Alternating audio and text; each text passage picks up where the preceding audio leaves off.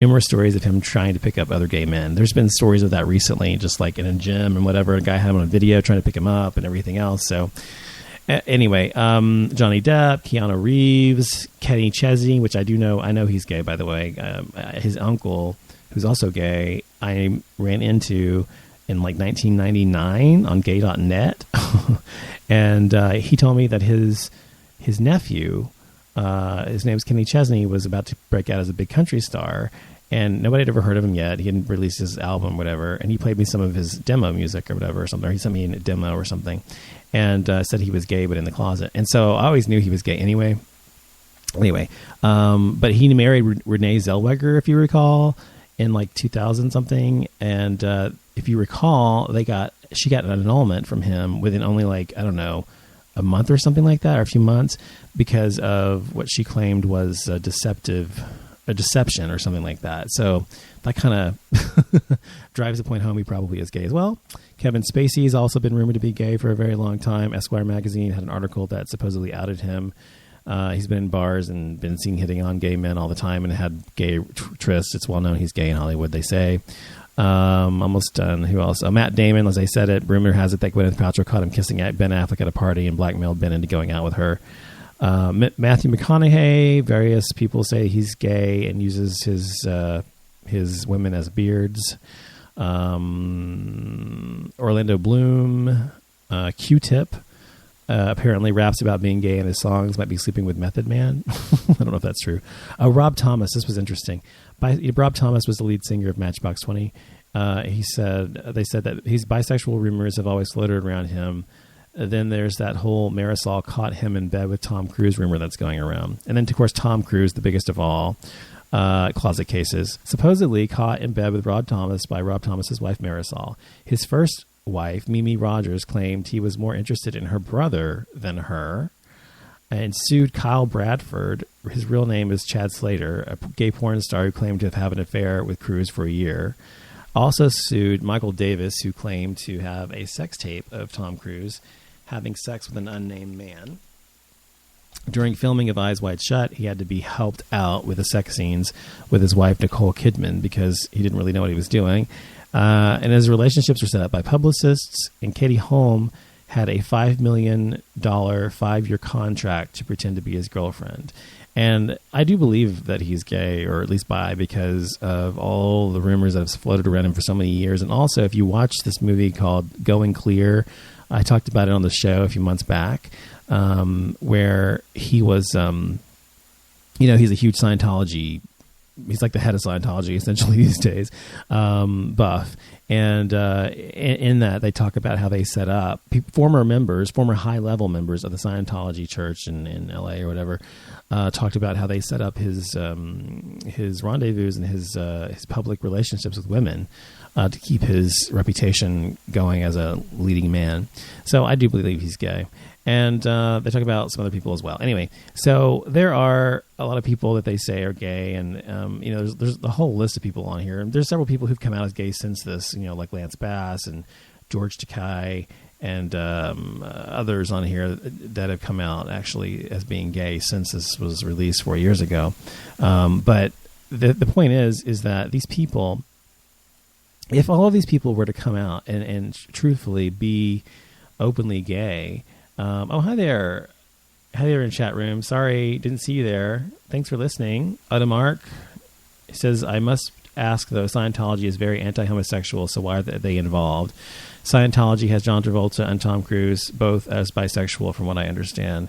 Yes, the reason that they're still involved with Scientology is because Scientology is all about control. First of all, Scientology is a bunch of horseshit. The whole thing, you've got to watch. If you've never seen the show, the HBO docuseries Going Clear, watch it. It will explain everything. But Scientology uses fear and intimidation to keep people in their church. First of all, the average person who's a Scientologist who goes all the way through the whole program of Scientology spends about $300,000 of their money.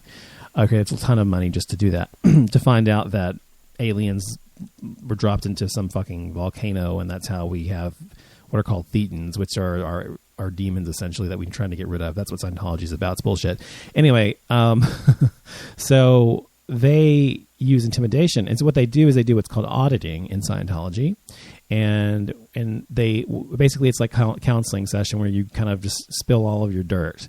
And they keep files on all of the people that they audit, very detailed files and recordings of their sessions. And so that's part of the Scientology thing, moving up the pyramid or whatever the fuck it's called, and going clear. That's what the point is of Scientology, is called Going Clear. That's why the documentary is called Going Clear. Anyway, so because they know all the shit about them, they know all the details, every single thing about them, including their homosexuality, they blackmail them into staying in the church as a result of that. They blackmail them into staying in the church unless they want all of this information to come out, all these tapes, all of this detailed information about their demons. And of course, no one wants that. No one wants to, first of all, if they were real counselors, they couldn't ever do that because it's against their licensing code or whatever, or ethics. But in terms of Scientology, they're not really counselors, they're just ministers or whatever of the church. And so they aren't held by any legal standard. They're just held by an ethical one. And so that's why they stay in Scientology, because they are continually intimidated by the church to not come out. And that's why a church like Scientology, who does not believe in gays or homosexuality, continues to have a hold over people like John Travolta and Tom Cruise. Now, anyway, getting back to the point I was trying to make was, in terms of being gay and being outed by society, and like me just reading that list right there, I didn't read anything that anybody didn't already know or suspect about these people. But the reason it's important for people to come out, I've talked about this before on the show, is because visibility, and I've said this many times, visibility is so important to the gay rights movement, or to any civil rights movement. Anyone in the past, anyone to come in the future, anyone at the present. Because as long as you're visible and people know you exist and are amongst your everyday life, that you live, friends, family members, professionals you work with or that work for you or with you, whatever, people you see at the grocery store or people you run into, whatever, as long as you're visible and you remain as such, it's impossible for people to ignore you. And as long as you are unable to be ignored, you're welcome, Audemars. As long as you're able to not be ignored by a particular group of people, then they have to acknowledge that you exist. And so that's why it's so important for people to come out when it's possible. Now, coming out, of course, this is a different topic, kind of coming out to outing, but being outed, let's, for example, say it that way, being outed by someone when you chose not to be outed is a traumatic thing, of course. People who are in the closet are so...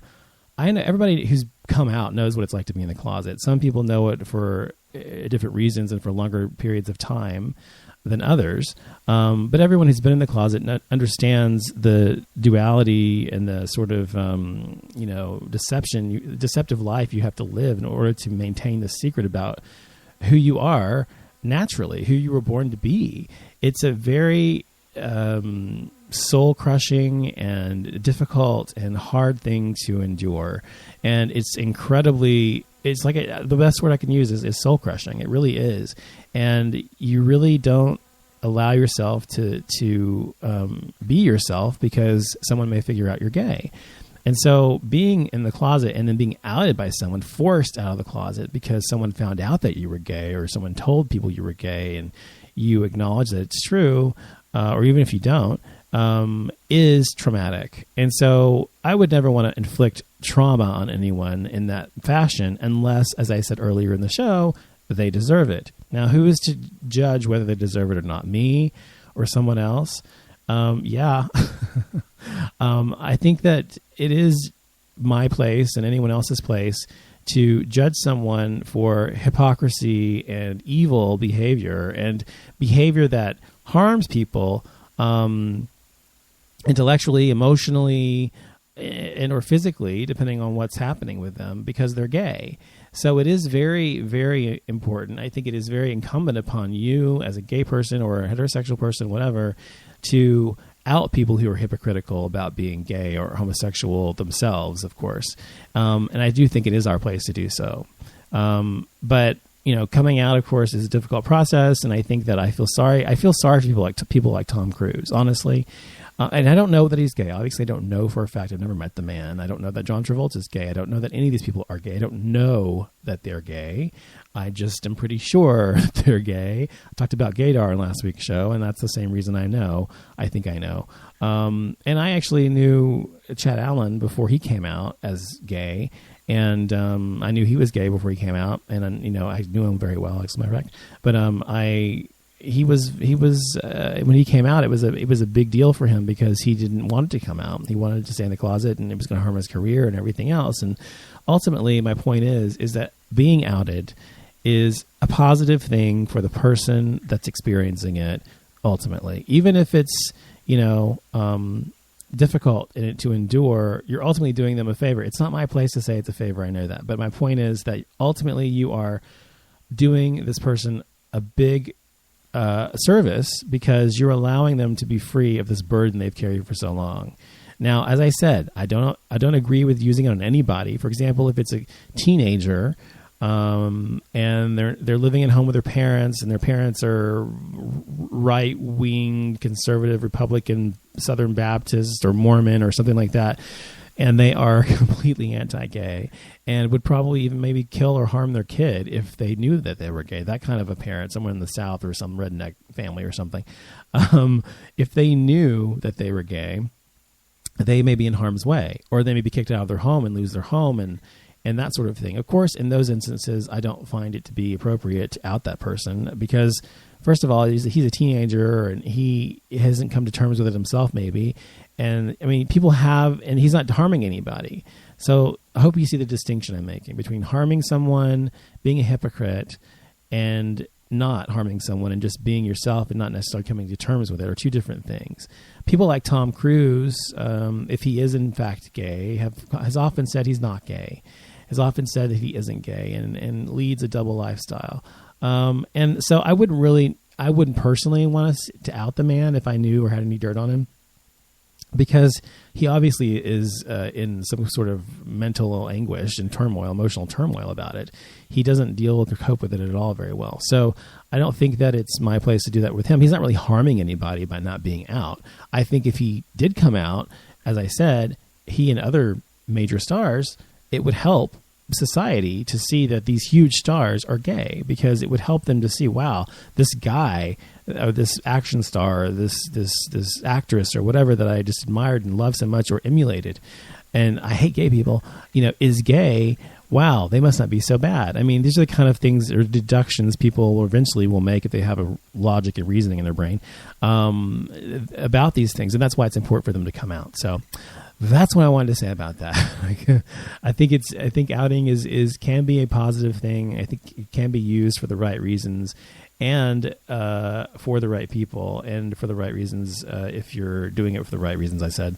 But if you're not doing it for the right reasons, meaning the right reasons, in my opinion, being using it as a weapon for someone who's a hypocrite and a liar, that's fine. But if you're just doing it to harm someone who's never harmed someone else or been using their gayness as a weapon, then I think that's a different story. But that's just my 2 cents on the matter. Odemark says, I don't think there is a stigma here in Copenhagen about being gay. Well, I think, Denmark, Copenhagen's in Denmark, right? Is that right? I'm sorry. Or is that Sweden? Wait, Copenhagen is in Denmark, right? I'm so sorry. I think that's in Denmark. Anyway, that's because I'm a stupid American. It's in Denmark, right? Anyway, but Copenhagen, the Danish and the Scandinavian countries are far less religious as a whole, I think, than Americans are. And we in America, not me personally, I'm not religious at all, but Americans in general have such a puritanical view and everything. It colors our entire law. It's not supposed to. We're supposed to have separation of church and state in America, so that law is not colored or influenced by religion. However, that's not the case. It's not the reality of the situation. I think Scandinavian countries are far more